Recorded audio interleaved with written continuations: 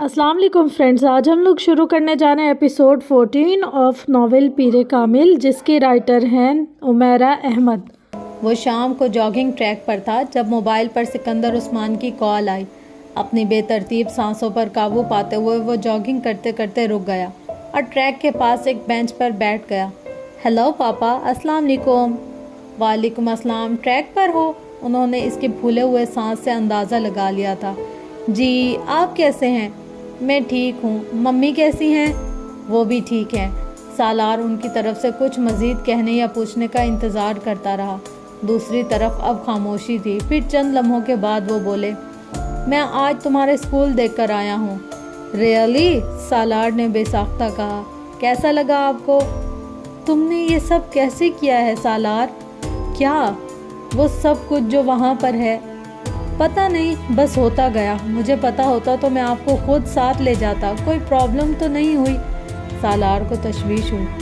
वहाँ सालार सिकंदर के बाप को कोई प्रॉब्लम हो सकती है? उन्होंने जवाबन कहा। सालार जानता था वो सवाल नहीं था। तुम किस तरह के आदमी हो सालार? पता नहीं, आपको पता होना चाहिए। मैं आपका बेटा हूँ।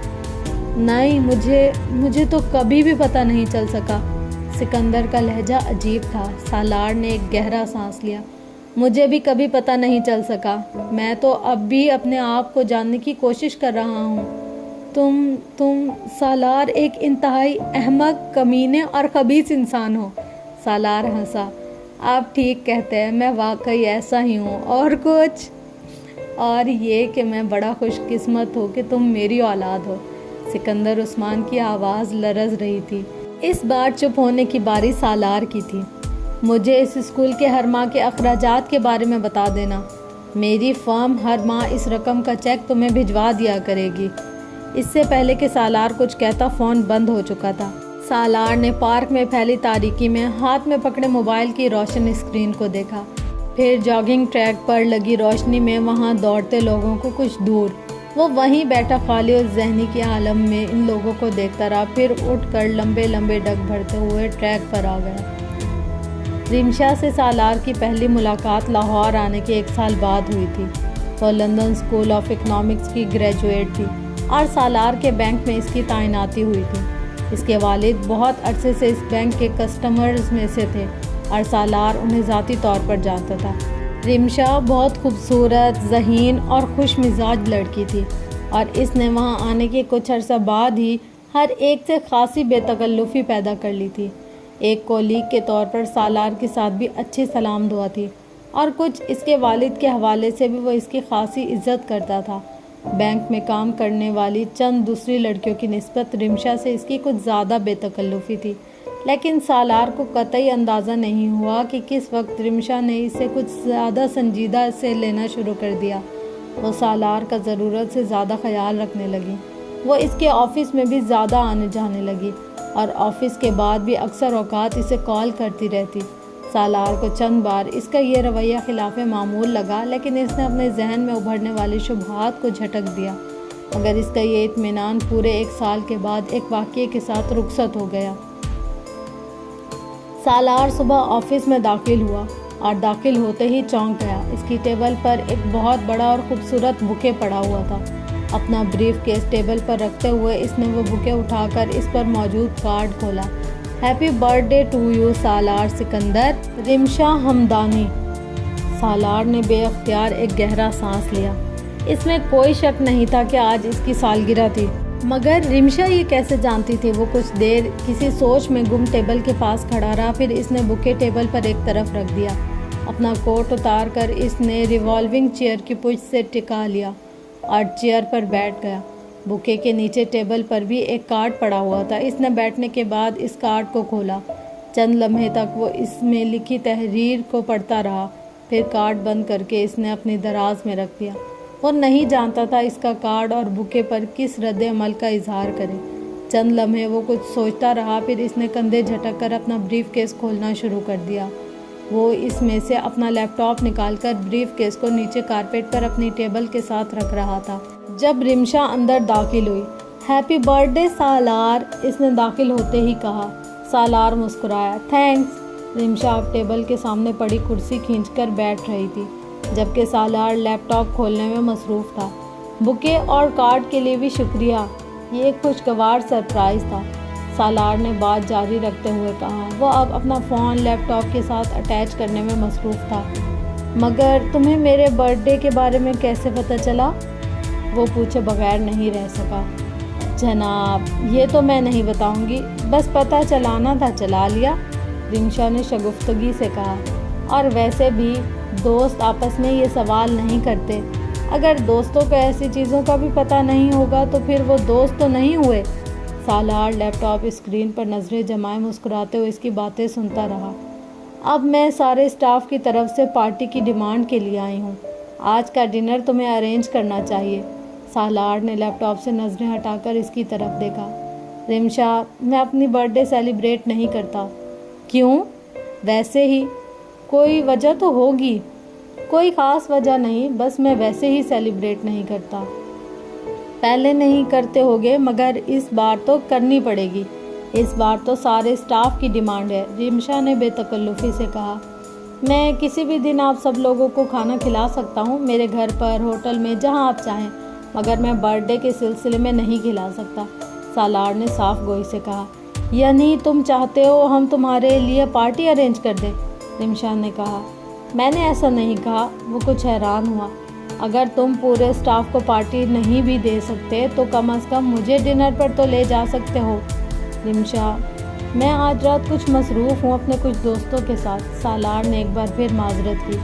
کوئی بات نہیں، میں بھی آ جاؤں گی، رمشا نے کہا۔ نہیں، یہ مناسب نہیں ہوگا۔ کیوں؟ وہ سب مرد ہیں اور تم ان سے واقف بھی نہیں ہو، اس نے بہانہ بنایا۔ میں سمجھتی ہوں، رمشا نے کہا۔ پھر کل چلتے ہیں؟ کل نہیں، پھر کبھی چلیں گے، میں تمہیں بتا دوں گا۔ رمشا کچھ مایوس ہوئی مگر اسے اندازہ ہو گیا کہ وہ فی الحال باہر کہیں لے جانے کا ارادہ نہیں رکھتا۔ اوکے، وہ کھڑے ہوتے ہوئے بولی۔ مجھے امید ہے تم نے مائنڈ نہیں کیا ہوگا، سالار نے اسے اٹھتے دیکھ کر کہا۔ نہیں، بالکل نہیں، اٹس آل رائٹ، وہ مسکراتے ہوئے کمرے سے باہر نکل گئی۔ سالار اپنے کام میں مصروف ہو گیا۔ اس کا خیال تھا کہ سالگرہ کا وہ معاملہ وہیں ختم ہو گیا، یہ اس کی غلط فہمی تھی۔ لنچ آور کے دوران اس کے لیے ایک سرپرائز پارٹی تیار تھی۔ اس کے باس مسٹر پالمر نے بڑی گرم جوشی سے سالگرہ پر مبارکباد دی تھی۔ وہ پارٹی رمشا نے ارینج کی تھی اور کیک اور دوسرے لوازمات کو دیکھتے ہوئے پہلی بار صحیح معنوں میں تشویش میں مبتلا ہوا تھا۔ اگر پہلے رمشا ڈھکے چھپے الفاظ میں اپنی پسندیدگی ظاہر کر رہی تھی تو اس دن اس نے بہت واضح انداز میں یہ بات ظاہر کر دی تھی۔ وہ لنچ آور کے بعد تقریباً آدھا گھنٹہ اپنے آفس میں بیٹھا پہلی بار رمشا کے بارے میں سوچتا رہا۔ وہ اندازہ کرنے کی کوشش کر رہا تھا کہ اس سے کون سی ایسی غلطی ہوئی تھی جس سے رمشا کو اس میں دلچسپی پیدا ہوئی۔ اس میں کوئی شک نہیں تھا کہ وہ خوبصورت تھی، پچھلے کچھ عرصے میں ملنے والی چند اچھی لڑکیوں میں سے ایک تھی، مگر وہ یہ نہیں چاہتا تھا کہ وہ اس میں انوالو ہونے لگے۔ وہ پچھلے کچھ عرصے سے رمشا کے لیے اپنے لیے خاص رویے کو اس کی خوش اخلاقی سمجھ کر ٹالتا رہا، مگر اس دن آفس سے نکلتے ہوئے اس کی طرف سے دیے جانے والے چند پیکٹس کو گھر لے جا کر کھولنے پر اس کے 14 طبق روشن ہو گئے تھے۔ وہ بھی ان تحائف کو دیکھ کر تشویش میں مبتلا ہو رہا تھا جب فرقان آ گیا۔ ڈائننگ روم میں پڑے وہ پیکٹس فوراً اس کی نظر میں آ گئے۔ واو، آج تو خاصے تحائف اکٹھے ہو رہے ہیں، دیکھ لوں، فرقان نے صوفے پر بیٹھتے ہوئے کہا۔ سالار نے صرف سر ہلایا۔ گھڑی، پرفیومز، ٹائیاں، شرٹس، وہ یکے بعد دیگر ان چیزوں کو نکال کر دیکھتا رہا۔ یہ تمہاری بری کا سامان اکٹھا نہیں ہو گیا؟ فرقان نے مسکراتے ہوئے تبصرہ کیا۔ خاصا دل کھول کر گفٹ دیے ہیں تمہاری کولیگز نے۔ صرف ایک کولیگ نے، سالار نے مداخلت کی۔ یہ سب کچھ ایک نے دیا ہے؟ فرقان کچھ حیران ہوا۔ ہاں۔ کس نے؟ رمشا نے، فرقان نے اپنے ہونٹ سکیڑے۔ تم جانتے ہو یہ سب گفٹ 1-1.5 لاکھ کی رینج میں ہوں گے۔ وہ اب دوبارہ ان چیزوں پر نظر ڈال رہا تھا۔ صرف یہ گھڑی ہی 50,000 کی ہے، کوئی صرف کولیگ سمجھ کر تو اتنی مہنگی چیزیں نہیں دے گا۔ تم لوگوں کے درمیان کوئی، فرقان بات کرتے کرتے رک گیا۔ ہم دونوں کے درمیان کچھ نہیں ہے، کم از کم میری طرف سے، مگر آج میں پہلی بار پریشان ہو گیا۔ مجھے لگتا ہے کہ رمشا مجھ میں کچھ ضرورت سے زیادہ ہی دلچسپی لے رہی ہے، سالار نے ان چیزوں پر نظر دوڑاتے ہوئے کہا۔ بہت اچھی بات ہے، چلو تم میں بھی کسی لڑکی نے دلچسپی لی۔ فرقان نے ان پیکٹس کو واپس سینٹر ٹیبل پر رکھتے ہوئے کہا، ویسے بھی تم نے بہت کمارہ رہ لیا، لگے ہاتھوں اس سال یہ کام کر لو۔ جب مجھے شادی ہی نہیں کرنی تو اس سلسلے کو آگے کیوں بڑھاؤں؟ سالار، دن بہ دن تم بہت امپریکٹیکل کیوں ہوتے جا رہے ہو؟ تمہیں اب سیٹل ہونے کے بارے میں سنجیدگی سے سوچنا چاہیے۔ ہر لڑکی سے کب تک اس طرح بھاگتے پھرو گے؟ تمہیں اپنی ایک فیملی شروع کرنی چاہیے۔ رمشا اچھی لڑکی ہے، میں اس کی فیملی کو جانتا ہوں، کچھ ماڈرن ضرور ہے مگر اچھی لڑکی ہے۔ اور چلو رمشا نہیں تو پھر تم کسی اور کے ساتھ شادی کر لو، میں اس سلسلے میں تمہاری مدد کر سکتا ہوں، تم اپنے پیرنٹس کی مدد لے سکتے ہو، مگر اب تمہیں اس معاملے کے بارے میں سنجیدگی سے سوچنا چاہیے۔ تمہیں ان تمام باتوں کے بارے میں غور کرنا چاہیے اور کم از کم دوسرے کی بات پر کچھ کہہ ضرور دینا چاہیے۔ فرقان نے آخری جملے پر زور دیتے ہوئے کہا، اس کا اشارہ اس کی خاموشی کی طرف تھا۔ اس سے دوسرے کو یہ تسلی ہو جاتی ہے کہ وہ کسی مجمع کے سامنے تقریر نہیں کرتا رہا۔ فرقان نے کہا، تم کبھی اپنی شادی کے بارے میں سوچتے نہیں ہو؟ کون اپنی شادی کے بارے میں نہیں سوچتا؟ سالار نے مدھم آواز میں کہا، میں بھی سوچتا ہوں مگر میں اس طرح نہیں سوچتا جس طرح تم سوچتے ہو۔ چائے پیو گے؟ آخری جملے کے بجائے تمہیں کہنا چاہیے تھا کہ بکواس بند کرو، فرقان نے ناراضگی سے کہا۔ سالار نے مسکرا کر کندھے اٹکا دیے، وہ اب چیزیں سمیٹ رہا تھا۔ رمشا نے حیرانی سے اپنے سامنے پڑے ان پیکٹس کو دیکھا، لیکن سالار، یہ سب چیزیں تمہارا برتھ ڈے گفٹ ہیں۔ سالار اگلی صبح ایک ٹائی چھوڑ کر تمام چیزیں واپس اٹھا لایا تھا اور اب وہ رمشا کے آفس میں تھا۔ میں کسی سے اتنا مہنگا تحفہ نہیں لیا کرتا، ایک ٹائی کافی ہے۔ سالار، میں اپنے فرینڈس کو اتنے ہی مہنگی گفٹ دیتی ہوں، رمشا نے وضاحت کی کوشش کی۔ یقیناً تم دیتی ہوگی مگر میں نہیں لیتا، اگر تم نے زیادہ اصرار کیا تو میں وہ ٹائی بھی لا کر تمہیں واپس دے دوں گا، سالار نے کہا اور اس کا جواب کا انتظار کیے بغیر کمرے سے نکل آیا۔ رمشا بھی کے چہرے کے ساتھ اسے کمرے سے نکلتا دیکھتی رہی۔ سالار ہمیشہ کی طرح اس دن ڈاکٹر صاحب کے پاس آیا ہوا تھا۔ ڈاکٹر صاحب نے ابھی اپنا لیکچر شروع نہیں کیا تھا جب ان کے پاس بیٹھے ایک ادھیڑ عمر آدمی نے کہا، ڈاکٹر صاحب، آدمی کو پیر کامل مل جائے تو اس کی تقدیر بدل جاتی ہے۔ سالار نے گردن موڑ کر اس شخص کو دیکھا، وہ وہاں پچھلے چند دن سے آ رہا تھا۔ اس کی نسلیں سنور جاتی ہیں، میں جب سے آپ کے پاس آنے لگا ہوں مجھے لگتا ہے میں ہدایت پا گیا ہوں، میرے الٹے کام سیدھے ہونے لگے ہیں، میرا دل کہتا ہے مجھے پیر کامل مل گیا ہے، میں آپ کے ہاتھوں پر بیعت کرنا چاہتا ہوں، وہ بڑی عقیدت مندی سے ڈاکٹر صاحب کا ہاتھ پکڑے ہوئے کہنے لگا۔ کمرے میں مکمل خاموشی چھا گئی۔ ڈاکٹر صاحب نے نرمی سے اس شخص کے ہاتھ پر تھپکی دیتے ہوئے اپنا ہاتھ چھڑا لیا۔ تقی صاحب، میں نے زندگی میں آج تک کسی سے بیعت نہیں لی، آپ کے منہ سے پیر کامل کا ذکر سنا۔ پیر کامل کون ہوتا ہے؟ پیر کامل کس کو کہتے ہیں؟ وہ کیا ہوتا ہے؟ اس کی ضرورت کیوں ہوتی ہے؟ وہ بڑی سنجیدگی سے اس شخص سے پوچھ رہے تھے۔ آپ پیر کامل ہیں؟ اس شخص نے کہا۔ نہیں، میں پیر کامل نہیں ہوں، ڈاکٹر سبتلی نے کہا۔ آپ سے مجھے ہدایت ملتی ہے، اس شخص نے اصرار کیا۔ ہدایت تو استاد بھی دیتا ہے، ماں باپ بھی دیتے ہیں، لیڈرز بھی دیتے ہیں، دوست احباب بھی دیتے ہیں، کیا وہ پیر کامل ہو جاتے ہیں؟ آپ گناہ نہیں کرتے، وہ آدمی گڑبڑایا۔ ہاں، دانستہ طور پر نہیں کرتا، اس لیے نہیں کرتا کیونکہ گناہ سے مجھے خوف آتا ہے۔ یہاں پر بیٹھے بہت سے لوگ دانستہ طور پر گناہ نہیں کرتے ہوں گے کیونکہ میری طرح انہیں بھی گناہ سے خوف آتا ہوگا، مگر نادانستگی میں مجھ سے کیا سرزد ہو جاتا ہے اسے میں نہیں جانتا۔ ہو سکتا ہے نادانستگی میں مجھ سے بھی گناہ سرزد ہو جاتے ہوں، انہوں نے مسکراتے ہوئے کہا۔ آپ کی دعا قبول ہوتی ہے، وہ آدمی اپنے موقف سے ہٹنے کے لیے تیار نہیں تھا۔ دعا تو ماں باپ کی بھی قبول ہوتی ہے، مجبور اور مظلوم کی بھی قبول ہوتی ہے، اور بھی بہت سے لوگوں کی قبول ہوتی ہے، لیکن آپ کی تو ہر دعا قبول ہو جاتی ہے، اس نے اصرار کیا۔ ڈاکٹر سبتلی صاحب نے انکار میں سر ہلا دیا۔ نہیں، ہر دعا تو قبول نہیں ہوتی، میں کئی سالوں سے ہر روز مسلمانوں کی نشست ثانیہ کی دعا کرتا ہوں، ابھی تک قبول نہیں ہوئی۔ ہر روز میری کی جانے والی کئی دعائیں قبول بھی نہیں ہوتی، لیکن آپ کے پاس جو شخص دعا کروانے کے لیے آتا ہے اس کے لیے آپ کی دعا ضرور قبول ہو جاتی ہے۔ ڈاکٹر صاحب کی مسکراہٹ اور گہری ہوئی۔ آپ کے لیے کی جانے والی دعا قبول ہو گئی۔ یہاں بہت سے ایسے لوگ ہیں جن کے لیے میری دعا قبول نہیں ہوتی یا نہیں ہوئی۔ وہ اب کچھ بول نہیں سکا۔ آپ میں سے اگر کوئی بتا سکے کہ پیر کامل کون ہوتا ہے؟ وہاں موجود لوگ ایک دوسرے کو دیکھنے لگے۔ پھر ایک نے کہا، پیر کامل نیک شخص ہوتا ہے، عبادت گزار شخص، پارسا آدمی۔ ڈاکٹر سبتلی نے سر ہلا دیا۔ بہت سے لوگ نیک ہوتے ہیں، عبادت گزار ہوتے ہیں، پارسا ہوتے ہیں۔ آپ کے ارد گرد ایسے بہت سارے لوگ ہوتے ہیں، تو کیا وہ سب پیر کامل ہوتے ہیں؟ نہیں، پیر کامل وہ آدمی ہوتا ہے جو دکھاوے کے لیے عبادت نہیں کرتا، دل سے عبادت کرتا ہے، صرف اللہ کے لیے۔ اس کی نیکی اور پارسائی ڈھونگ نہیں ہوتی۔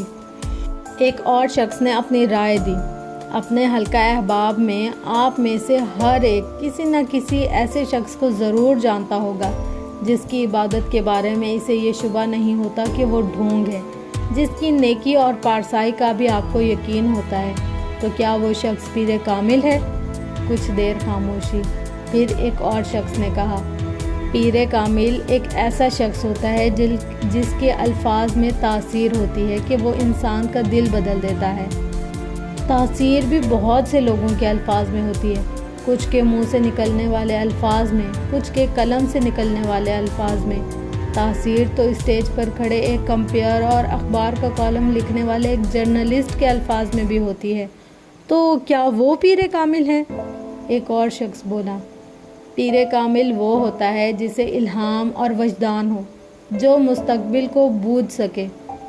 ہم میں سے بہت سارے لوگ ایسے خواب دیکھتے ہیں جن میں مستقبل میں درپیش آنے والے حالات سے ہمیں آگاہی دی جاتی ہے۔ کچھ لوگ استخارہ بھی کرتے ہیں اور چیزوں کے بارے میں کسی حد تک جان جاتے ہیں۔ کچھ لوگوں کی چھٹی حس بہت تیز ہوتی ہے، وہ خطرات کو بھانپ جاتے ہیں۔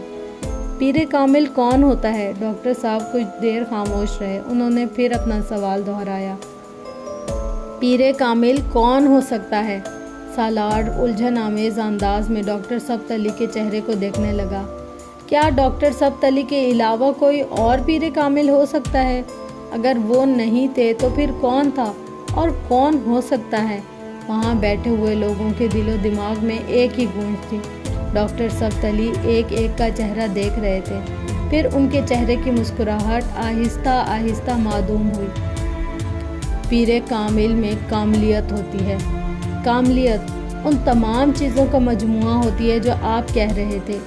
پیر کامل وہ شخص ہوتا ہے جو دل سے اللہ کی عبادت کرتا ہے، نیک اور پارسا ہوتا ہے۔ اس کی ہر دعا قبول ہوتی ہے، اس حد تک جس حد تک اللہ چاہے۔ اس کے الفاظ میں بھی تاثیر ہوتی ہے، وہ لوگوں کو ہدایت بھی دیتا ہے، مگر اسے الہام نہیں ہوتا، اسے وجدان ہوتا ہے۔ وحی اترتی ہے اس پر، اور وحی کسی عام انسان پر نہیں اترتی، صرف پیغمبر پر اترتی ہے۔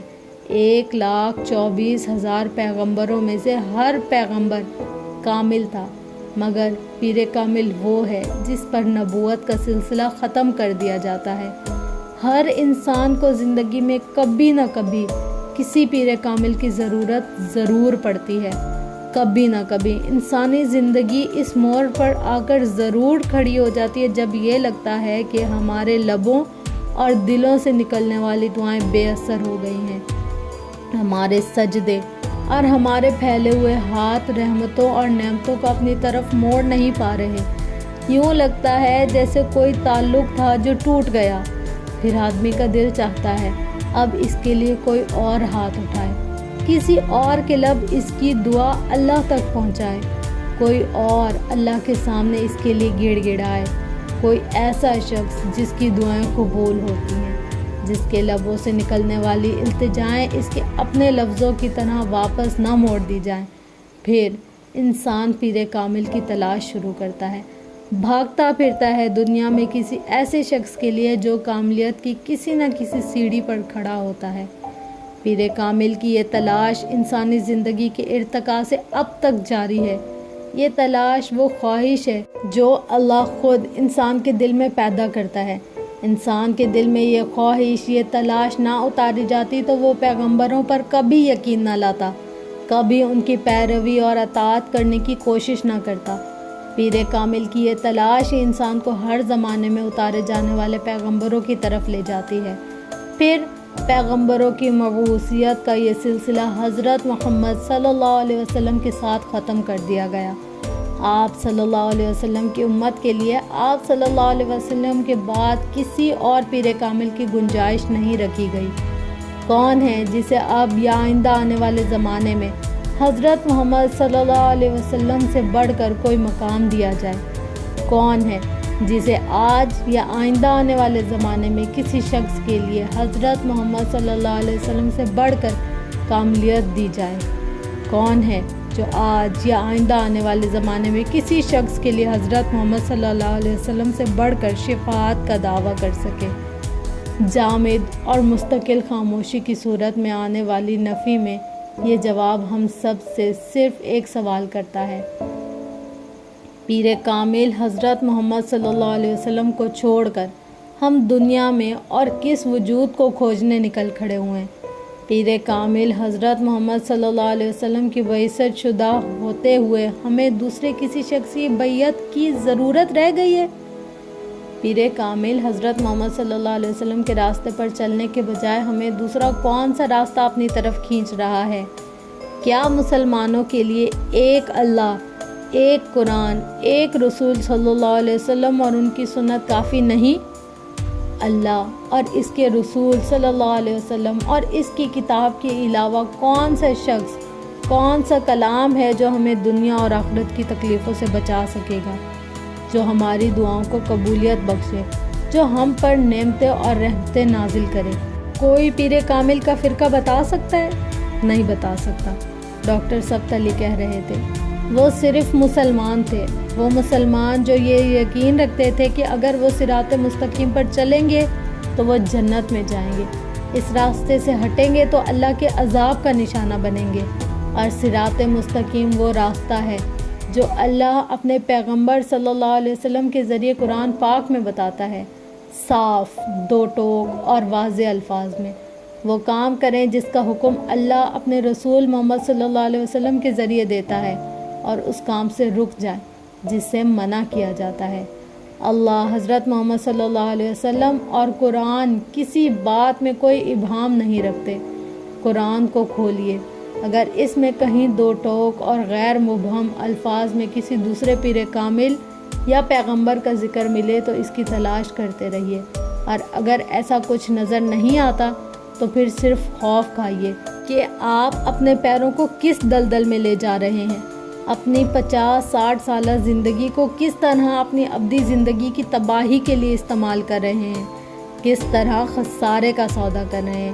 ہدایت تلاش ہے، قرآن کھولیے، کیا ہے جو آپ کو نہیں بتا دیا؟ وہ آپ کو نامعلوم، انجان اور بے خبر نہیں رہنے دیتا، آپ کا اصل آپ کے منہ پر دے مارتا ہے۔ کیا اللہ انسان کو نہیں جانتا ہوگا، اس مخلوق کو جو اس کی اربوں خربوں تخلیقات میں سے ایک ہے؟ دعا قبول نہیں ہوتی تو آسرے اور وسیلے تلاش کرنے کے بجائے صرف ہاتھ اٹھا لیجئے، اللہ سے خود مانگے، دے دے تو شکر کریں، نہ دے تو صبر، مگر ہاتھ آپ خود اٹھائیں۔ زندگی کا کرینہ اور سلیقہ نہیں آ رہا تو اسوہ حسنہ صلی اللہ علیہ وسلم کی طرف چلے جائیں، سب کچھ مل جائے گا آپ کو۔ احترام ہر ایک کا کریں، ہر ولی کا، ہر مومن کا، ہر بزرگ کا، ہر شہید کا، ہر صالح کا، ہر پارسا کا، مگر اپنی زندگیوں میں ہدایت اور رہنمائی صرف حضرت محمد صلی اللہ علیہ وسلم سے لے، کیونکہ انہوں نے آپ تک اپنے ذاتی احکامات نہیں پہنچائے، جو کچھ بتایا وہ اللہ کا نازل کردہ ہے۔ ڈاکٹر سبت علی کون ہے، کیا ہے، کون جانتا ہے اسے؟ آپ کے علاوہ چند 100 لوگ، چند ہزار لوگ، مگر جس پیر کامل صلی اللہ علیہ وسلم کی بات کر رہا ہوں انہیں تو 1 ارب کے قریب لوگ اپنا روحانی پیشوا مانتے ہیں۔ میں تو وہی کچھ کہتا دہراتا پھرتا رہا ہوں جو 1400 سال پہلے حضرت محمد صلی اللہ علیہ وسلم فرما چکے ہیں۔ کیا نئی بات کہی میں نے؟ ڈاکٹر سبت علی خاموش ہو گئے۔ کمرے میں موجود ہر شخص پہلے ہی خاموش تھا۔ انہوں نے وہاں بیٹھے ہر شخص کو جیسے آئینہ دکھایا تھا، اور آئینے میں نظر آنے والا عکس کسی کو ہلا رہا تھا، کسی کو لرزا رہا تھا۔ وہاں سے باہر آ کر سالار بہت دیر تک اپنی گاڑی کی سیٹ پر چپ چاپ بیٹھا رہا۔ اس کی آنکھوں پر بندھی پٹی آخر آج کھول دی گئی تھی۔ کئی سال پہلے جب امامہ ہاشم سوچے سمجھے بغیر گھر سے نکل پڑی تھی تو وہ اس لگن کو سمجھ نہیں پایا تھا۔ اس کے نزدیک وہ حماقت تھی۔ بعد میں اس نے اپنے خیالات میں ترمیم کر لی تھی۔ اسے یقین آ گیا تھا کہ کوئی بھی واقعی حضرت محمد صلی اللہ علیہ وسلم کی محبت میں اس حد تک گرفتار ہو سکتا ہے کہ سب کچھ چھوڑ دے۔ اس نے اسلام کے بارے میں جاننا شروع کیا تو اسے پتہ چلا کہ صحابہ اکرام رضوان اللہ علیہ اجمعین بھی اس طرح کی قربانیاں دیا کرتے تھے۔ حضرت بلال رضی اللہ تعالیٰ عنہ سے حضرت اویس کرنی رضی اللہ تعالیٰ عنہ تک ان گنت لوگ تھے اور ہر زمانے میں تھے، اور سالار سکندر نے اقرار کر لیا تھا کہ پیغمبر صلی اللہ علیہ وسلم کی محبت میں اتنی طاقت تھی کہ وہ کسی کو بھی کچھ بھی چھوڑنے پر مجبور کر دیتی تھی۔ اس نے کبھی اس محبت کا تجزیہ کرنے کی کوشش نہیں کی تھی۔ وہ آج وہاں بیٹھا پہلی بار یہ کام کر رہا تھا۔ یہ صرف پیغمبر صلی اللہ علیہ وسلم کی محبت نہیں تھی جس نے امامہ ہاشم کو گھر چھوڑنے پر مجبور کر دیا تھا۔ وہ صراط مستقیم کو دیکھ کر اس کی طرف چلی گئی تھی، اس صراط مستقیم کی طرف جسے وہ کسی زمانے میں اندھوں کی طرح ڈھونڈتا پھرتا تھا۔ وہ صحابہ اکرام رضی اللہ تعالیٰ عنہ بھی اسی صراط مستقیم کی طرف جاتے تھے۔ امامہ ہاشم نے کئی سال پہلے پیر کامل حضرت محمد صلی اللہ علیہ وسلم کو پا لیا تھا۔ وہ بے خوف اسی ہدایت اور رہنمائی کی اطاعت کردہ تھی جو اسے حضرت محمد صلی اللہ علیہ وسلم کی محبت سے ملی تھی۔ وہ آج تک پیر کامل صلی اللہ علیہ وسلم کو خود شناخت نہیں کر پایا تھا، اور امامہ ہاشم نے ہر کام خود کیا تھا، شناخت سے اطاعت تک۔ اس کو سالار سکندر کی طرح دوسروں کے کندھوں کی ضرورت نہیں پڑی۔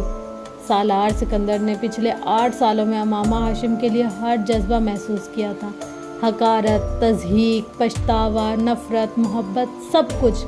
مگر آج وہاں بیٹھے پہلی بار اسے امامہ ہاشم سے حسد ہو رہا تھا۔ تھی کیا وہ؟ ایک عورت، ذرا سی عورت، آسمان کی حور نہیں تھی۔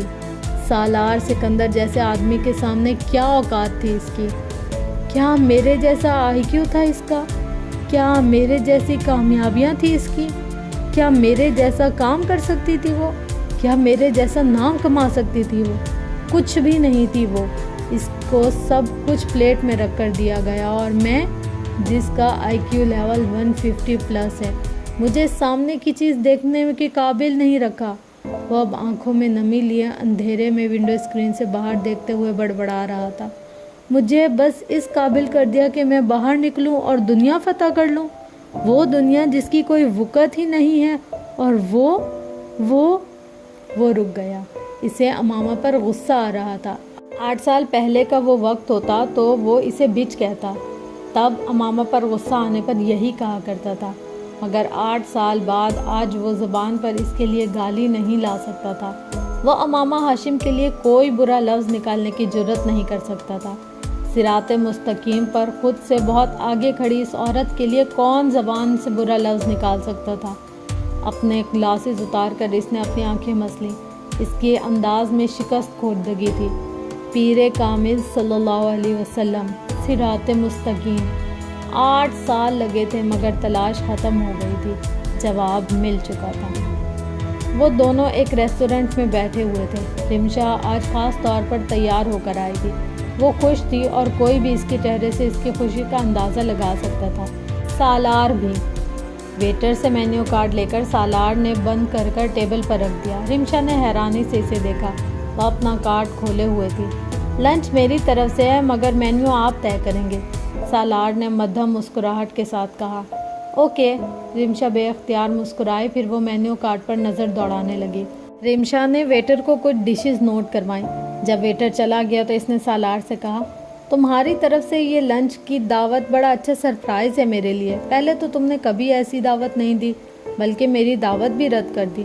ہاں، لیکن اب ہم دونوں کے لیے کچھ باتیں کرنا ضروری ہو گیا، مجھے اسی لیے تمہیں یہاں بلانا پڑا، سالار نے کہا۔ رمشا نے گہری نظروں سے اسے دیکھا۔ کچھ باتیں؟ کون سی باتیں؟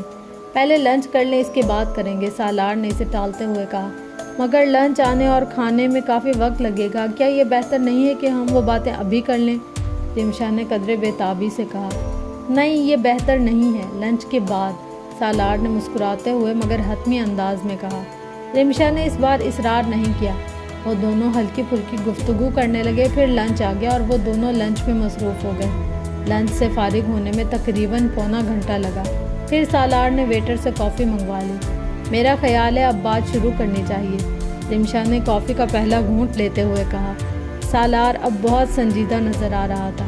وہ سر جھکائے اپنی کافی میں چمچ ہلا رہا تھا۔ رمشا کی بات پر اس نے سر اٹھا کر اسے دیکھا۔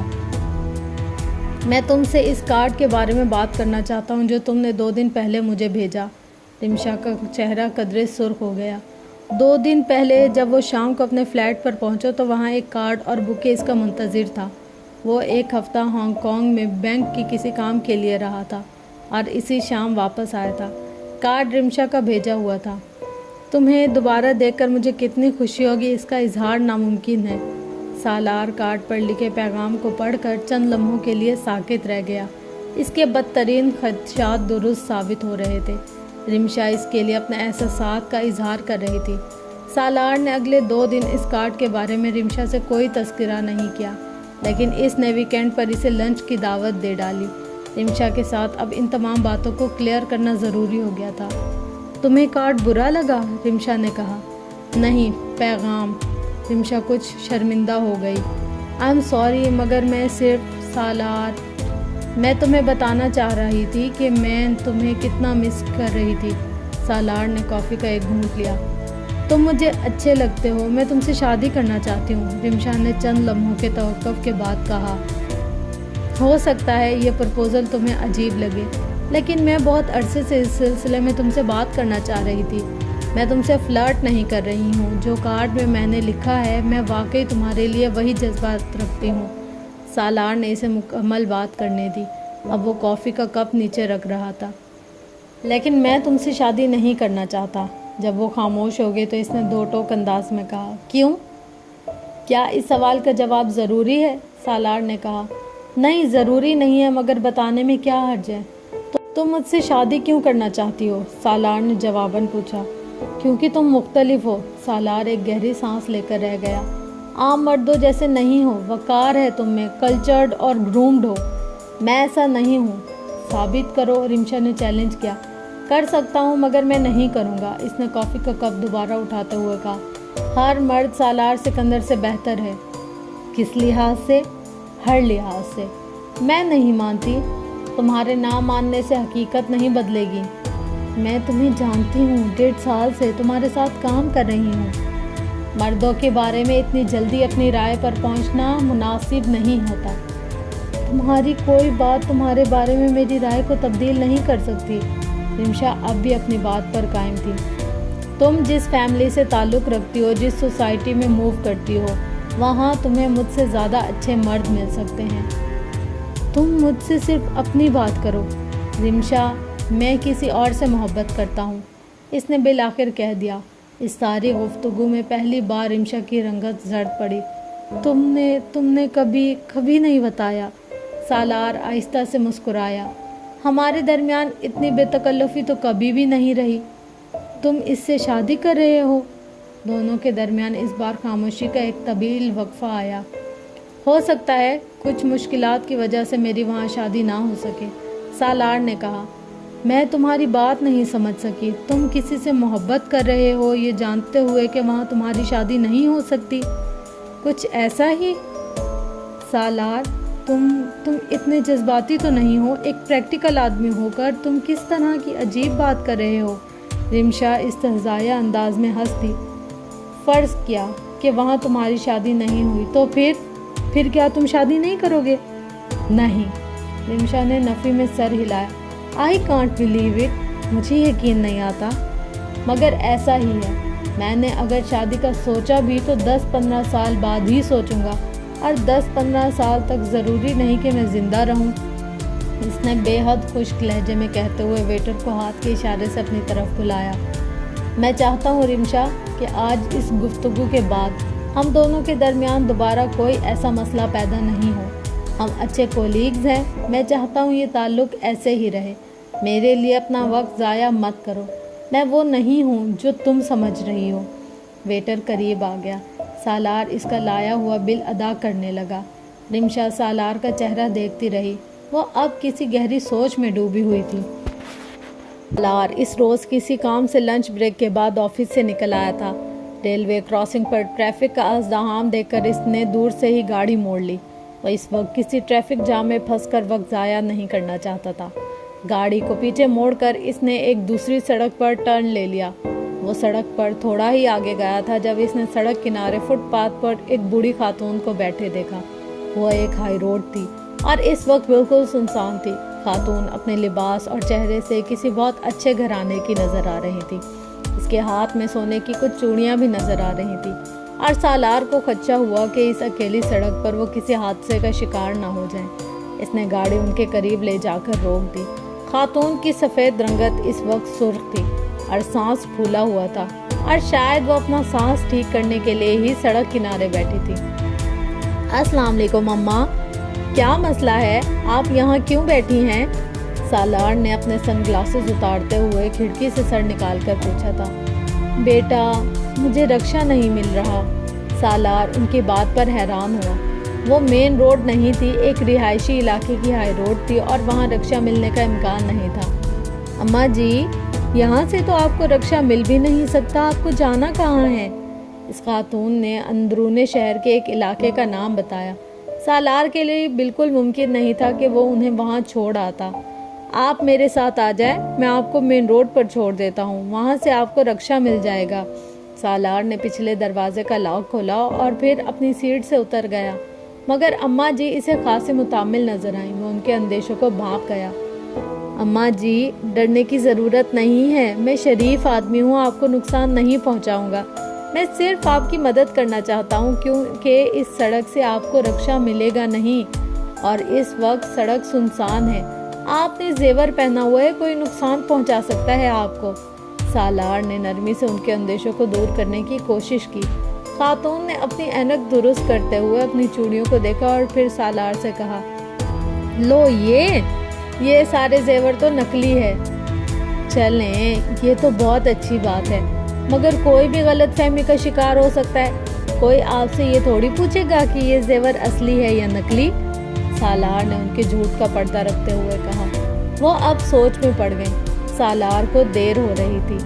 ٹھیک ہے اماں جی، اگر آپ مناسب نہیں۔ اس نے واپس اپنی گاڑی کی طرف قدم بڑھائے تو اماں جی فوراً بول اٹھی، نہیں، میں چلتی ہوں تمہارے ساتھ، پہلے ہی ٹانگیں ٹوٹ رہی ہیں چل کے۔ وہ ٹانگوں پر زور دیتے ہوئے اٹھنے کی کوشش کرنے لگی۔ سالار نے ان کا بازو پکڑ کر انہیں اٹھایا، پچھلی سیٹ کا دروازہ کھول کر انہیں اندر بٹھا دیا۔ ہائی روڈ کو تیزی سے کراس کر کے وہ مین روڈ پر آ گیا۔ اب وہ کسی خالی رکشا کی تلاش میں تھا، مگر اسے رکشا نظر نہیں آیا۔ وہ آہستہ آہستہ گاڑی چلاتے ہوئے کسی خالی رکشا کی تلاش میں ٹریفک پر نظریں دوڑانے لگا۔ نام کیا ہے بیٹا تمہارا؟ سالار۔ سلر؟ انہوں نے جیسے تصدیق چاہی۔ وہ بے اختیار مسکرایا۔ زندگی میں پہلی بار اس نے اپنے نام کو بگڑتے سنا تھا۔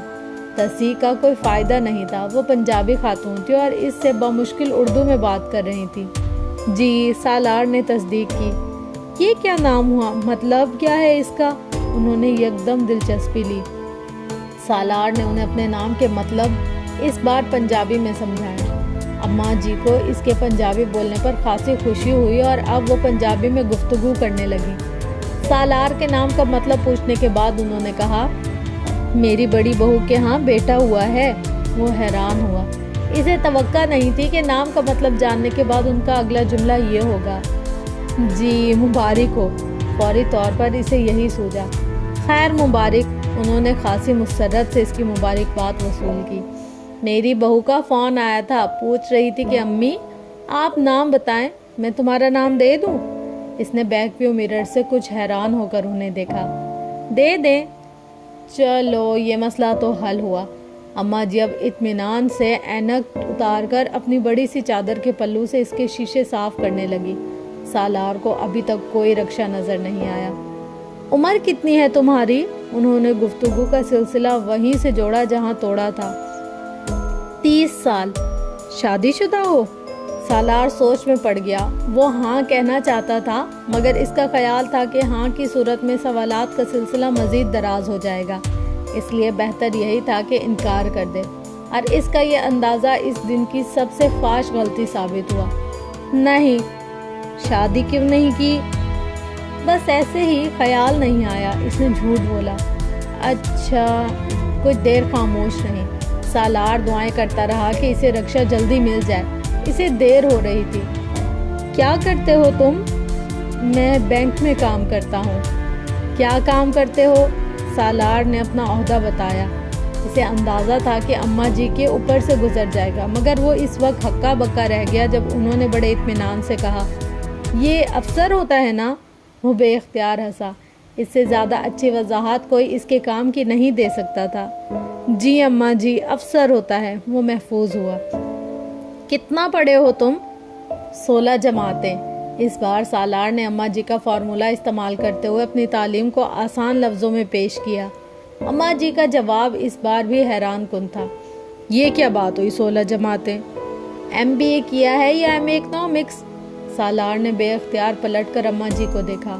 وہ اپنی اینک کے شیشوں سے اسے گھور رہی تھی۔ اماں جی، آپ کو پتہ ہے MBA کیا ہوتا ہے یا MA اکنامکس کیا ہوتا ہے؟ وہ واقعی حیران تھا۔ لو، مجھے نہیں پتا ہوگا۔ میرے بڑے بیٹے نے پہلے MA اکنامکس کیا ادھر پاکستان سے، پھر انگلینڈ جا کر اس نے MBA کیا۔ وہ بھی بینک میں ہی کام کرتا ہے مگر ادھر انگلینڈ میں۔ اسی کا تو بیٹا ہوا ہے۔ سالار نے ایک گہرا سانس لیتے ہوئے گردن واپس موڑ لی۔ تو پھر بتایا نہیں تم نے؟ کیا؟ سالار کو فوری طور پر یاد نہیں آیا کہ انہوں نے کیا پوچھا تھا۔ اپنی تعلیم کے بارے میں۔ میں نے MBA کیا ہے۔ کہاں سے؟ امریکہ سے۔ اچھا، ماں باپ ہیں تمہارے؟ جی۔ کتنے بہن بھائی ہیں؟ سوالات کا سلسلہ دراز ہوتا جا رہا تھا۔ 5۔ سالار کو کوئی جائے فرار نظر نہیں آ رہی تھی۔ کتنی بہنیں اور کتنے بھائی؟ 1 بہن اور 4 بھائی۔ شادیاں کتنوں کی ہوئی ہیں؟ میرے علاوہ سب کی۔ تم سب سے چھوٹے ہو؟ نہیں، 4تھے نمبر پر ہوں، ایک چھوٹا بھائی ہے۔ سالار کو اب پہلی بار اپنے سوشل ورک پر پچھتاوا ہونے لگا۔ اس کی بھی شادی ہو گئی؟ جی۔ تو پھر تم نے شادی کیوں نہیں کی؟ کوئی محبت کا چکر تو نہیں؟ اس بار سالار کے پیروں کے نیچے سے حقیقت میں زمین کھسک گئی تھی۔ وہ ان کی قیافہ شناسی کا قائل ہونے لگا تھا۔ اماں جی، رکشہ نہیں مل رہا، آپ مجھے ایڈریس بتا دیں، میں آپ کو خود چھوڑ آتا ہوں۔ سالار نے ان کا سوال کا جواب گول کر دیا۔ دیر تو اسے پہلے ہی ہو چکی تھی اور رکشے کا ابھی بھی کہیں نام و نشان نہیں تھا۔ وہ اس بوڑھی خاتون کو کہیں سڑک پر بھی کھڑا نہیں کر سکتا تھا۔ اماں جی نے اسے پتہ بتایا۔ سالار کی سمجھ میں نہیں آیا۔ ایک چوک میں کھڑے ٹریفک کانسٹیبل کو اس نے وہ پتہ دہرا کر مدد کرنے کے لیے کہا۔ کانسٹیبل نے اسے علاقے کا رستہ سمجھایا۔ سالار نے دوبارہ گاڑی چلانا شروع کی۔ تو پھر تم نے مجھے بتایا نہیں کہ کہیں کوئی محبت کا چکر تو نہیں تھا؟ سالار کا دل چاہا کہیں ڈوب کر مر جائے۔ وہ خاتون ابھی تک اپنا سوال نہیں بھولی تھی، جبکہ وہ صرف اس سوال کے جواب سے بچنے کے لیے انہیں گھر چھوڑنے پر تیار ہوا تھا۔ نہیں اماں جی، ایسی کوئی بات نہیں ہے، اس نے اس بار سنجیدگی سے کہا۔ الحمدللہ۔ وہ اماں جی کی اس الحمدللہ کا سیاق و سباق نہیں سمجھ سکا تھا۔ اس نے اس کا تردد بھی نہیں کیا تھا۔ اماں جی اب اس کے ماں باپ کے بارے میں کریت کر معلومات حاصل کرنے کی کوشش فرما رہی تھی۔ سالار واقعی مصیبت میں پھنس گیا تھا۔ سب سے بڑی گڑبڑاہٹ اس وقت ہوئی جب وہ اماں جی کے بتائے ہوئے علاقے میں پہنچا۔ اس نے اماں جی سے مطلوبہ گلی کی طرف رہنمائی کرنے کی درخواست فرمائی اور اماں جی نے کمال اطمینان سے کہا، اب یہ تو مجھے پتا ہے کہ اس علاقے میں گھر ہے مگر پتہ مجھے معلوم نہیں۔ وہ بھونچا کر رہ گیا۔ اماں جی، تو گھر کیسے پہنچاؤں میں آپ کو؟ پتے کے بغیر اس علاقے میں آپ کو کہاں ڈراپ کروں؟ وہ اپنے گھر پر لکھا نمبر اور نام بتانے لگی۔ نہیں اماں جی، آپ مجھے گلی کا نام بتائیں۔ وہ گلی کے نام کی بجائے نشانیاں بتانے لگی۔ حلوائی کی ایک دکان ہے گلی کے کونے میں، بہت کھلی گلی ہے۔ پرویز صاحب کا گھر بھی وہی ہے، جن کے بیٹے نے جرمنی میں شادی کی ہے پچھلے ہفتے۔ پہلی بیوی اس کی ادھر ہی ہمارے محلے میں۔ शादी की इत्तला मिलने पर बेचारी ने रो रो कर महल्ला सर पर उठा लिया और निशानियां बताते बताते कहीं और निकल गई। सालार ने सड़क के किनारे गाड़ी खड़ी कर दी। अम्मा जी, आपके शौहर का क्या नाम है? घर के बारे में और गली के बारे में कुछ तफसील से बताएं, इस तरह तो मैं कभी भी आपको घर नहीं पहुंचा सकूंगा, इसने तहम्मुल से काम लेते हुए कहा। मैं सईदा अम्मा के नाम से जानी जाती हूँ। मियाँ बेचारे तो 10 साल पहले फौत हो गए हैं, उनको तो लोग भूल भाल गए हैं। और गली का मैं तुम्हें बता रही हूँ, बहुत बड़ी गली है। 3 दिन पहले गटर के 2 ढक्कन लगा कर गए हैं, बिल्कुल नए, सीमेंट से जोड़ कर गए हैं। हर माह कोई ना कोई उतार कर ले जाता है। अब बेफिक्री हो गई। सालार ने बेख्तियार गहरा सांस लिया।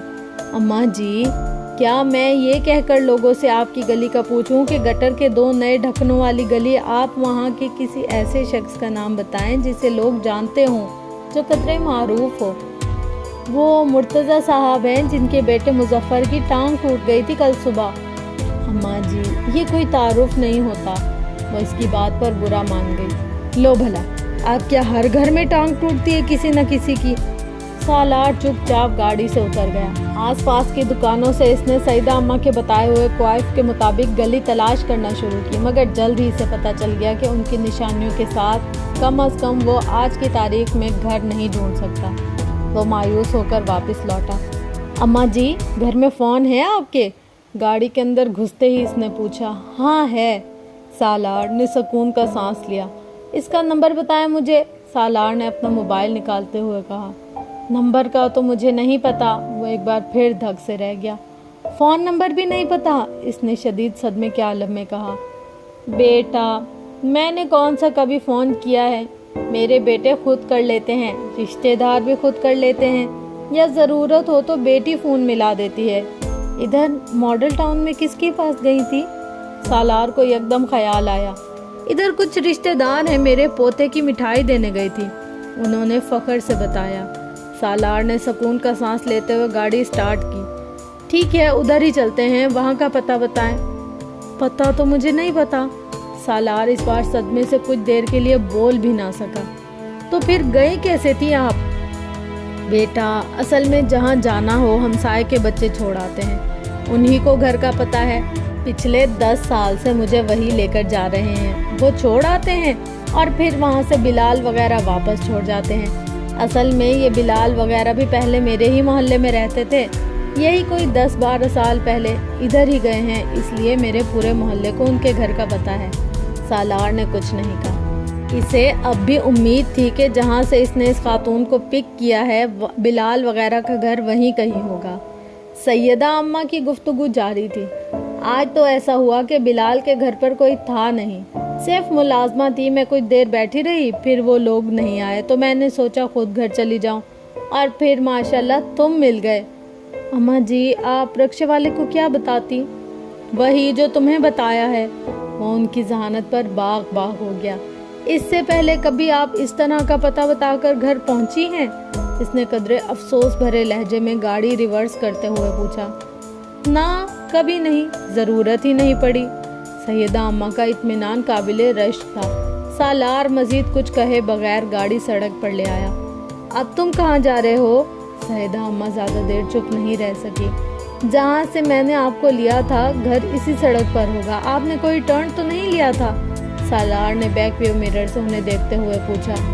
नहीं, मैंने नहीं लिया, सैयदा अम्मा ने कदरे उलझे हुए अंदाज में कहा। सालार ने उनके लहजे पर गौर नहीं किया। उसने इत्मीनान की सांस ली। इसका मतलब था कि घर इसी सड़क पर ही कहीं था और गलियों की निस्बत कॉलोनी में घर तलाश करना आसान था, वो भी इस सूरत में जब इसे सिर्फ एक सड़क के घर देखने थे। तुम सिगरेट पीते हो? खामोशी एकदम टूटी। वो गाड़ी ड्राइव करते करते चौंक गया। मैं? इसने बैक व्यू मिरर में देखा। सईदा अम्मा भी बैक व्यू मिरर में ही देख रही थी। नहीं, वो सवाल को समझ नहीं सका। कोई और नशा वगैरह? वो इस बार सवाल से ज़्यादा उनकी बेतकल्लुफ़ी पर हैरान हुआ। आप क्यों पूछ रही हैं? बस वैसे ही। अब इतना लंबा सफ़र मैं खामोश कैसे रहूँगी? उन्होंने अपनी मजबूरी बताई। आपको क्या लगता है मैं करता हूँ घर नशा? सालार ने जवाबन उनसे पूछा। नहीं, कहाँ, इसीलिए तो मैं पूछ रही हूँ। तो फिर नहीं करते? ان کے اندازے نے اس بار سالار کو محفوظ کیا۔ نہیں، اس نے مختصراً کہا۔ وہ اب سگنل پر رکے ہوئے تھے۔ کوئی گرل فرینڈ ہے؟ سالار کو لگا اسے سننے میں غلطی ہوئی ہے۔ اس نے پلٹ کر سعیدہ اماں کو دیکھتے ہوئے پوچھا، آپ نے کیا پوچھا ہے؟ میں نے کہا کوئی گرل فرینڈ ہے؟ سعیدہ اماں نے گرل فرینڈ پر زور دیتے ہوئے کہا۔ سالار کھلکھلا کر ہنس پڑا۔ آپ کو پتہ ہے گرل فرینڈ کیا ہوتی ہے؟ سعیدہ اماں اس کے سوال پر برا مان گئی۔ کیوں بھائی، 2 بیٹے ہیں میرے، مجھے نہیں پتا ہوگا کہ گرل فرینڈ کیا ہوتی ہے؟ جب انہیں پڑھنے کے لیے بھیجا تھا تو کہہ کر بھیجا تھا میرے شوہر نے کہ گرل فرینڈ نہیں ہونی چاہیے۔ پھر مہینے میں 1 بار فون آتا تھا دونوں کا۔ سگنل کھل گیا۔ سالار مسکراتے ہوئے سیدھا ہو گیا اور ایکسیلیٹر پر پاؤں دبا دیا۔ سعیدہ اماں نے بات جاری رکھی۔ میں دونوں سے کہتی تھی کہ قسم کھا کر بتائیں انہوں نے کوئی گرل فرینڈ بنائی تو نہیں۔ جب تک شادیاں نہیں ہو گئیں ہر بار فون پر سب سے پہلے دونوں قسم کھا کر یہی بتاتے تھے مجھے۔ سلام بھی بعد میں کیا کرتے تھے۔ وہ فخریہ انداز میں بتاتی جا رہی تھی۔ بڑے تابعدار بچے ہیں میرے، دونوں نے گرل فرینڈ نہیں بنائی۔ آپ نے اپنی پسند سے دونوں کی کہیں شادیاں کی ہیں؟ سالار نے پوچھا۔ نہیں، دونوں نے ادھر ہی اپنی پسند سے شادیاں کی ہیں، انہوں نے سادگی سے کہا۔ سالار کے حلق سے بے اختیار کہکا نکلا۔ کیا ہوا؟ سعیدہ اماں نے سنجیدگی سے پوچھا۔ کچھ نہیں، آپ کی بہویں انگریز ہیں؟ نہیں، پاکستانی ہیں مگر وہیں رہتی ہیں، میرے بیٹوں کے ساتھ کام کرتی ہیں۔ مگر تم ہنسے کیوں؟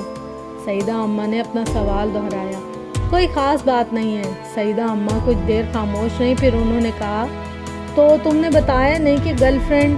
سالار نے بات کاٹ دی۔ نہیں ہے سعیدہ اماں، گرل فرینڈ بھی نہیں ہے۔ ماشاء اللہ ماشاء اللہ۔ وہ ایک بار پھر اس ماشاء اللہ کا سیاق و سباق سمجھنے میں ناکام رہا۔ گھر اپنا ہے؟ نہیں، کرائے کا ہے۔ کوئی ملازم وغیرہ ہے؟ مستقل تو نہیں ہے مگر صفائی وغیرہ کے لیے ملازم رکھا ہوا ہے۔ اور یہ گاڑی تو اپنی ہی ہوگی؟ جی۔ اور تنخواہ کتنی ہے؟ سالار روانی سے جواب دیتے دیتے ایک بار پھر چونکا۔ گفتگو کس نوعیت پر جا رہی تھی فوری طور پر اس کی سمجھ میں نہیں آیا۔ سعیدہ اماں، آپ یہاں اکیلی کیوں رہتی ہیں؟ اپنے بیٹوں کے پاس کیوں نہیں چلی جاتی؟ سالار نے موضوع بدلا۔ ہاں، میرا یہی ارادہ ہے۔ پہلے تو میرا دل نہیں چاہتا تھا مگر اب یہ سوچا ہے کہ بیٹی کی شادی کر لوں پھر باہر چلی جاؤں گی۔ اکیلے رہتے رہتے تنگ آ گئی ہوں۔ سالار اب اس سڑک پر آ گیا تھا جہاں سے اس نے سعیدہ اماں کو پک کیا تھا۔ میں نے آپ کو یہاں سے لیا تھا، آپ بتائیں ان میں سے کون سا گھر ہے؟ سالار نے گاڑی کی رفتار آہستہ کرتے ہوئے دائیں طرف کے گھروں پر نظر ڈالی۔ نمبر کا نہیں پتا، گھر کی تو پہچان ہوگی آپ کو؟ سعیدہ اماں بغور گھروں کو دیکھ رہی تھی۔ ہاں ہاں، گھر کی پہچان ہے۔ وہ گھر کی نشانیاں بتانے لگی جو اتنی ہی مبہم تھی جتنا ان کے اپنے گھر کا پتہ۔ وہ سڑک کے آخری سرے پر پہنچ گئے۔ سعیدہ اماں کا گھر نہیں پہچان سکی۔ سالار بلال کے والد کا نام پوچھ کر گاڑی سے نیچے اتر گیا اور باری باری دونوں اطراف کے گھروں سے سعیدہ اماں کے بارے میں پوچھنے لگا۔ آدھے گھنٹے کے بعد وہ اس سڑک پر موجود ہر گھر میں جا چکا تھا۔ مطلوبہ نام کے کسی آدمی کا گھر وہاں نہیں تھا۔ آپ کو ان کا نام ٹھیک سے یاد ہے؟ وہ تھک ہار کر سعیدہ اماں کے پاس آیا۔ ہاں، لو بھلا، مجھے اب نہیں پتا ہوگا۔ سعیدہ اماں نے برا مانا۔ لیکن اس نام کے کسی آدمی کا گھر یہاں نہیں ہے، نہ ہی کوئی آپ کے بارے میں جانتا ہے۔ سالار نے گاڑی کا دروازہ کھول کر اندر بیٹھتے ہوئے کہا۔ ہاں تو یہ ساتھ والی سڑک پر دیکھ لو۔ سعیدہ اماں نے کچھ فاصلے پر ایک اور سڑک کی طرف اشارہ کیا۔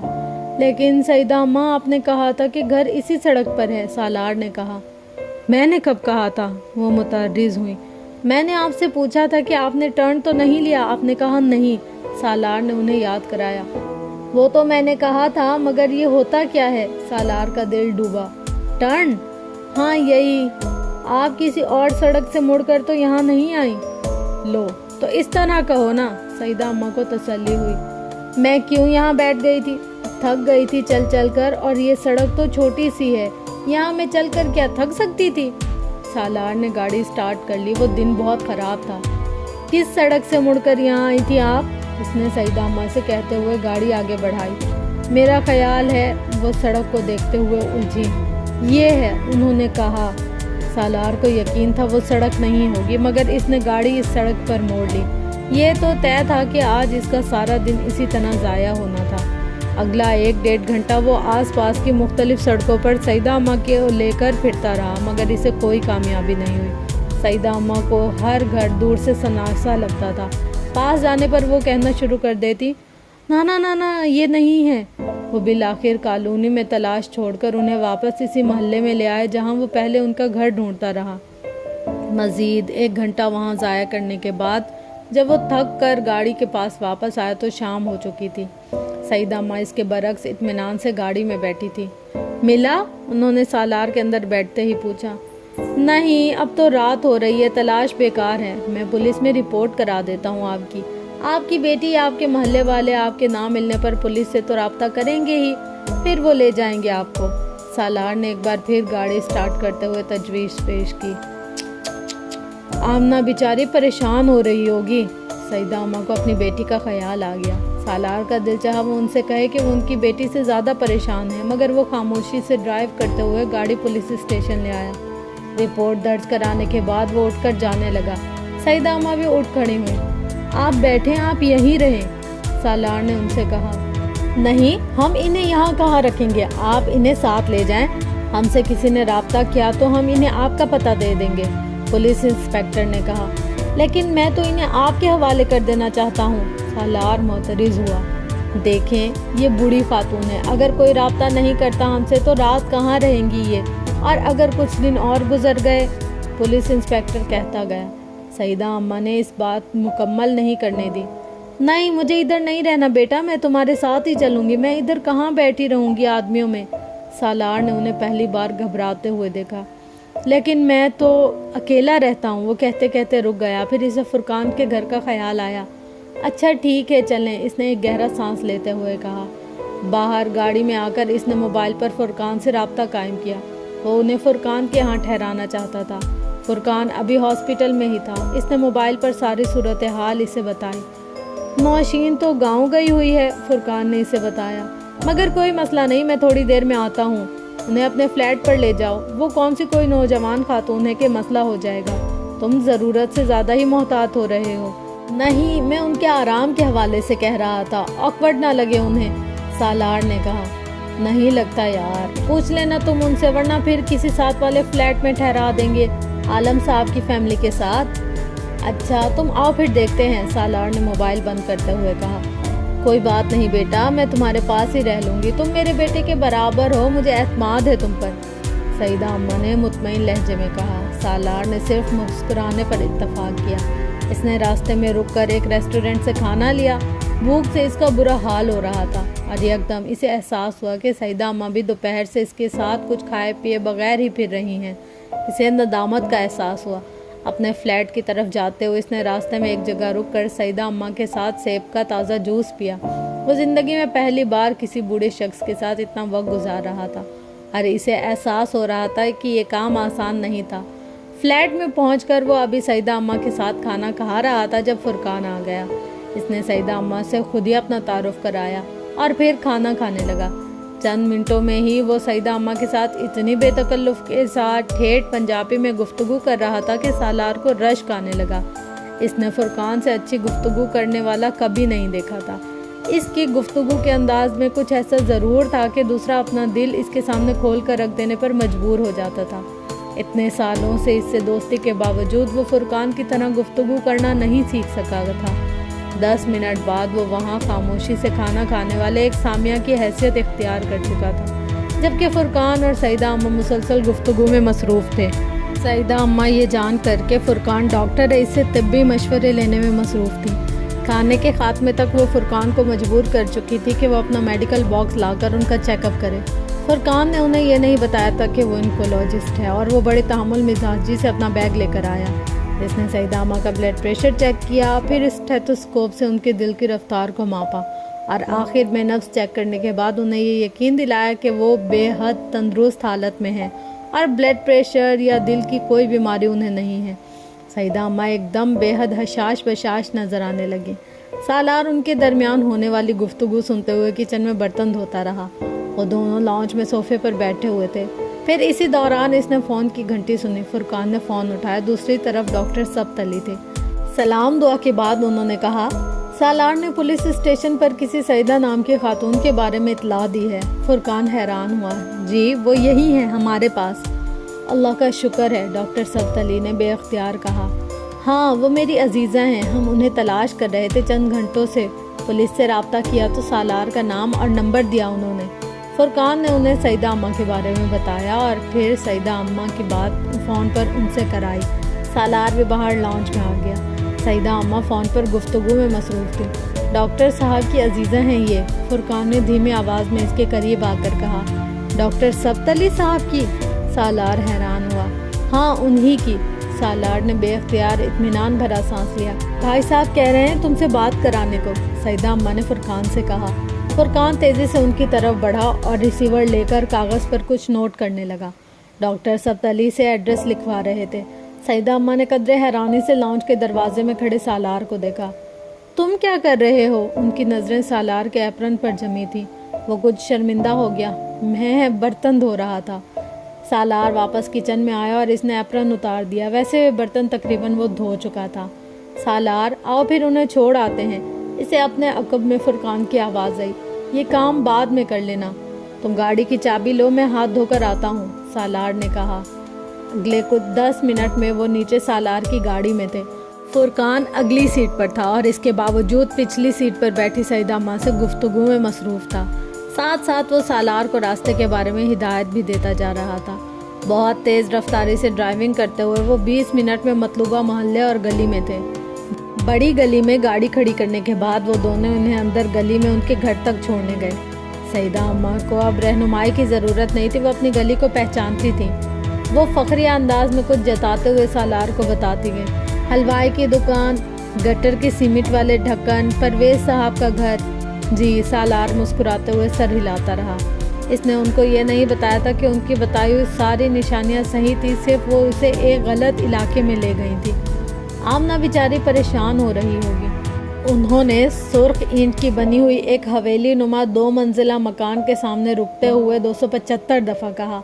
फुरकान ने आगे बढ़कर बेल बजाई। सालार कदरे सताइशी अंदाज में हवेली पर नज़र दौड़ाता रहा। वो यकीनन काफ़ी पुरानी हवेली थी, मगर मुसलसल देखभाल की वजह से वो इस गली में सबसे बावकार लग रही थी। तुम लोगों को अब मैंने चाय पिए बगैर नहीं जाने देना, सईदा अम्मा ने कहा। मेरी वजह से तुम लोगों को बहुत परेशानी हुई, ख़ास तौर पर सालार को। बच्चा मुझे सारा दिन लिए फिरता रहा, सईदा अम्मा ने सालार के कंधे पर हाथ फेरते हुए कहा। कोई बात नहीं सईदा अम्मा, चाय हम फिर कभी पियेंगे, आज हमें देर हो रही है। हाँ सईदा अम्मा, आज चाय नहीं पियेंगे, कभी आकर आपके पास खाना खाएंगे, फुरकान ने भी जल्दी से कहा। देख लेना ऐसा ना हो कि याद ही ना रहे तुम्हें। ले भला, खाना कैसे भूलेंगे हम? वो जो आप पालक गोश्त की तरकीब बता रही थी वही बनाकर खिलाइएगा, फुरकान ने कहा। अंदर से कदमों की आवाज़ आ रही थी। सईदा अम्मा की बेटी दरवाज़ा खोलने आ रही थी और इसने दरवाजे से कुछ फासले पर ही सईदा अम्मा और फुरकान की आवाज़ें सुन ली थी, इसलिए इसने कुछ भी पूछे बगैर दरवाजे का बोनट अंदर से उतारते हुए दरवाज़ा खोला था। सईदा अम्मा, खुदा हाफिज़, फुरकान ने सईदा अम्मा को दरवाजे की सीढ़ी चढ़ते हुए देखकर कहा। सालार इससे पहले ही पलट चुका था। गाड़ी में बैठकर इसे स्टार्ट करते हुए सालार ने फुरकान से कहा, तुम्हारी सबसे नापसंदीदा डिश पालक गोश्त है और तुम उनसे क्या कह रहे थे? फुरकान ने कहका लगाया। कहने में क्या हर्ज है, वैसे हो सकता है वो वाकई में इतना अच्छा पकाएं कि मैं खाने पर मजबूर हो जाऊं। तुम जाओगे उनके घर? सालार गाड़ी मेन रोड पर लाते हुए हैरान हुआ। बिल्कुल जाऊंगा, वादा किया है मैंने और तुमने। मैं तो नहीं जाऊंगा, सालार ने इनकार किया। जान ना पहचान मुंह उठाकर उनके घर खाना खाने पहुंच जाऊं? डॉक्टर सब्तली साहब की फर्स्ट कज़न है और वो मुझसे ज़्यादा तो तुम्हारी जान पहचान है उनके साथ, फुरकान ने कहा। वो और मामला था, उन्हें मदद की ज़रूरत थी, मैंने कर दी और बस इतना काफ़ी है। उनके बेटे यहाँ होते तो और बात थी, लेकिन इस तरह अकेली औरतों के घर में तो मैं कभी नहीं जाऊँगा। सालार संजीदा था। मैं कौन सा अकेले जाने वाला हूँ यार, बीवी बच्चों को साथ लेकर जाऊँगा। जानता हूँ मेरा अकेला उनके घर जाना मुनासिब नहीं है, नौशीन भी उनसे मिलकर खुश होगी। हाँ, भाभी के साथ चले जाना कोई हर्ज नहीं है, सालार मुतमईन हुआ। मैं जाऊँ? तुमको भी साथ चलना है, उन्होंने तुम्हें भी दावत दी है। मैं तो नहीं जाऊँगा, मेरे पास इतना वक्त नहीं है, तुम हो आना काफ़ी है, सालार ने लापरवाही से कहा। तुम उनके ख़ास मेहमान हो, तुम्हारे बगैर तो सब कुछ फीका रहेगा। सालार को इसका लहजा कुछ अजीब सा लगा। इसने गर्दन मोड़कर फुरकान को देखा, वो मुस्कुरा रहा था। क्या मतलब? मेरा ख्याल है उन्होंने तुमको दामाद के तौर पर पसंद कर लिया है, فضول باتیں مت کرو، سالار نے اسے ناراضگی سے دیکھا۔ اچھا دیکھ لینا، پرپوزل آئے گا تمہارا اس گھر سے۔ سعیدہ اماں کو تم ہر طرح سے اچھے لگے ہو، ہر بات پوچھی ہے انہوں نے مجھ سے تمہارے بارے میں، یہ بھی کہ تمہارا شادی کا ارادہ ہے کہ نہیں، اور یہ تو کب کرنے کا ارادہ ہے۔ میں نے کہا کہ جیسے ہی کوئی اچھا پرپوزل ملا وہ فوراً کر لے گا۔ پھر اپنی بیٹی کے بارے میں بتانے لگی۔ اب جتنی تعریفیں وہ اپنی بیٹی کی کر رہی تھی، اگر ہم اس میں سے 50% بھی سچ سمجھ لیں تو لڑکی کیا نام لے رہی تھی، ہاں آمنہ، تمہارے لیے بہتر رہے گی۔ شرم آنی چاہیے تمہیں، ڈاکٹر سبت علی صاحب کی رشتہ دار ہیں اور تم ان کے بارے میں فضول باتیں کر رہے ہو۔ سالار نے اسے جھڑکا۔ فرقان سنجیدہ ہو گیا۔ میں کوئی غلط بات نہیں کر رہا، تمہارے لیے تو یہ اعزاز کی بات ہونی چاہیے کہ تمہاری شادی ڈاکٹر سبت علی صاحب کے خاندان میں۔ جسٹ شٹ اپ فرقان، یہ مسئلہ کافی ڈسکس ہو گیا، اب ختم کرو، سالار نے سختی سے کہا۔ چلو ٹھیک ہے، ختم کرتے ہیں، پھر کبھی بات کریں گے، فرقان نے اطمینان سے کہا۔ سالار نے گردن موڑ کر چبھتی ہوئی نظروں سے اسے دیکھا۔ ڈرائیونگ کر رہے ہو، سڑک پر دھیان رکھو، فرقان نے اس کا کندھا تھپتھپایا۔ سالار کچھ ناراضگی کے عالم میں سڑک کی طرف متوجہ ہو گیا۔ سعیدہ اماں کے ساتھ ان کا رابطہ وہیں ختم نہیں ہوا۔ کچھ دنوں کے بعد وہ ایک شام ڈاکٹر سبت علی کے ہاں تھے، جب انہوں نے اپنے لیکچر کے بعد ان دونوں کو روک لیا۔ سعیدہ آپا آپ لوگوں سے ملنا چاہتی ہیں، مجھ سے کہہ رہی تھی کہ میں آپ لوگوں کے ہاں انہیں لے جاؤں۔ میں نے ان کو بتایا کہ شام کو وہ لوگ میری طرف آئیں گے، آپ یہیں مل لیں۔ آپ لوگوں نے شاید کوئی وعدہ کیا تھا ان کے ہاں جانے کا، مگر گئے نہیں۔ فرقان نے مایوسی خیز نظروں سے سالار کو دیکھا، وہ نظریں چرا گیا۔ نہیں، ہم لوگ سوچ رہے تھے مگر کچھ مصروفیت تھی اس لیے نہیں جا پائے، فرقان نے جواباً کہا۔ وہ دونوں ڈاکٹر سبت علی کے ساتھ ان کے ڈائننگ روم میں چلے آئے، جہاں کچھ دیر بعد سعیدہ اماں بھی آ گئیں اور آتے ہی ان کی شکایت اور ناراضگی کا سلسلہ شروع ہو گیا۔ فرقان انہیں مطمئن کرنے میں مصروف رہا، جبکہ سالار خاموشی سے بیٹھا رہا۔ اگلے ویکینڈ پر فرقان نے سالار کو سعیدہ اماں کی طرف جانے کے پروگرام کے بارے میں بتایا۔ سالار کو اسلام آباد اور پھر وہاں سے گاؤں جانا تھا، اس لیے اس نے اپنی مصروفیت بتا کر سعیدہ اماں سے معذرت کر لی۔ ویکینڈ گزرنے کے بعد لاہور واپسی پر فرقان نے اسے سعیدہ اماں کے ہاں گزارے جانے والے وقت کے بارے میں بتایا۔ وہ اپنی فیملی کے ساتھ وہاں گیا تھا۔ سالار، میں سعیدہ اماں کی بیٹی سے بھی ملا ہوں، فرقان نے بات کرتے ہوئے اچانک کہا۔ بہت اچھی لڑکی ہے، سعیدہ اماں کے برعکس خاصی خاموش طبع لڑکی ہے، بالکل تمہاری طرح۔ تم دونوں کی بڑی اچھی گزرے گی، نوشین کو بھی بہت اچھی لگی ہے۔ فرقان، تم صرف دعوت تک ہی رہو تو بہتر ہے، سالار نے اسے ٹوکا۔ میں بہت سیریس ہوں سالار، فرقان نے کہا۔ میں بھی سیریس ہوں، سالار نے اسی انداز میں کہا۔ تمہیں پتہ ہے فرقان، تم جتنا شادی پر اصرار کرتے ہو، میرا شادی سے اتنا ہی دل اٹھتا جاتا ہے، اور یہ سب تمہاری ان باتوں کی وجہ سے ہے، سالار نے صوفے کی پشت سے ٹیک لگاتے ہوئے کہا۔ میری باتوں کی وجہ سے نہیں، تم صاف صاف یہ کیوں نہیں کہتے کہ تم امامہ کی وجہ سے شادی نہیں کرنا چاہتے؟ فرقان یکدم سنجیدہ ہو گیا۔ اوکے، صاف صاف کہہ دیتا ہوں، میں امامہ کی وجہ سے شادی نہیں کرنا چاہتا۔ پھر؟ سالار نے سرد مہری سے کہا۔ یہ ایک بچکانہ سوچ ہے، فرقان اسے بغور دیکھتے ہوئے بولا۔ اوکے فائن، بچکانہ سوچ ہے پھر؟ سالار نے کندھے جھٹکتے ہوئے کہا۔ Then you should get rid of it. تب تمہیں اس سے چھٹکارا حاصل کرنا چاہیے، فرقان نے نرمی سے کہا۔ میں اس سے چھٹکارا نہیں چاہتا، پھر؟ سالار نے ترکی بترکی کہا۔ فرقان کچھ دیر لاجواب ہو کر اسے دیکھتا رہا۔ میرے سامنے دوبارہ تم سعیدہ ماں کی بیٹی کی بات مت کرنا، اور اگر تم سے وہ اس بارے میں بات کریں بھی تو صاف صاف کہہ دینا کہ مجھے شادی نہیں کرنی، میں شادی شدہ ہوں۔ اوکے، نہیں کروں گا اس بارے میں تم سے بات، غصے میں آنے کی ضرورت نہیں ہے، فرقان نے دونوں ہاتھ اٹھاتے ہوئے صلح جوئی سے کہا۔